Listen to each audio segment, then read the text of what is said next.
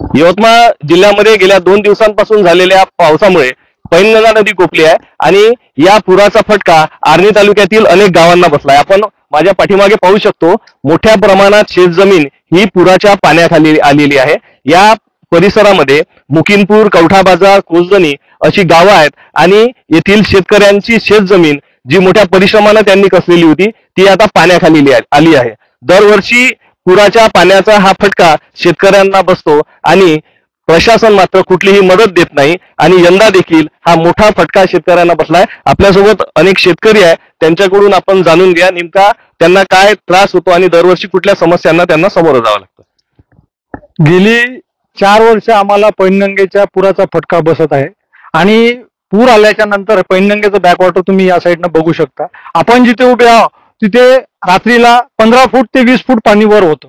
आम्हाला मुकिंदपूर हे गाव असं यवतमाळ जिल्ह्याच्या कोणाकोपऱ्यात बसलेलं गाव आहे। इथून आम्हाला जायचं राहिलं तर रस्ता नाही आहे। आज तुम्ही ज्या रस्त्याने ट्रॅक्टरने आले, आमच्या गावात 2 पेशंट आहेत, त्यांना न्यायासाठी ट्रॅक्टरने पाठवलं आहे आम्ही।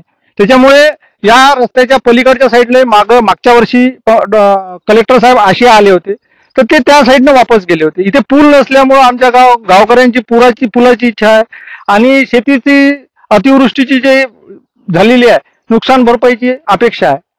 कुठली पिकं आपण घेता आणि आजच्या परिस्थितीमध्ये पिकांची अवस्था काय? पीक सोयाबीन, कापूस, भाजीपाला, तूर असे अनेक प्रकारचे लहान मोठे शेतकरी पीक घेत असते, पण त्या पिकाचं पूर्ण आज नुकसान झालेलं आहे।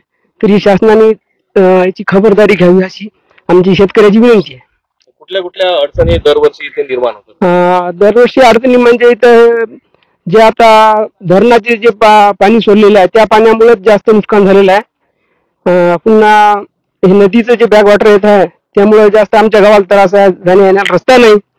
तरी शासनाने आमच्या इथे या आंबोडा ते मुकिंदपूर या रोडवर पुलाची मंजुरी द्यावी अशी आमची गावकऱ्याची पूर्ण विनंती आहे। नक्कीच या नदीवर एक पूल निर्माण व्हावा जेणेकरून शेतकऱ्यांना शेती करणं सुकर होईल। हजारो हेक्टर शेती आज आपण पाहू शकतो ही पाण्याखाली आलेली आहे आणि निश्चितच शेतकऱ्यांना याची भरपाई मिळावी, सोबतच पूल निर्माण व्हावा अशी एकमुखी मागणी शेतकऱ्यांनी केली आहे। श्रीकांत राऊत, झी मीडिया, आर्णी, यवतमाळ।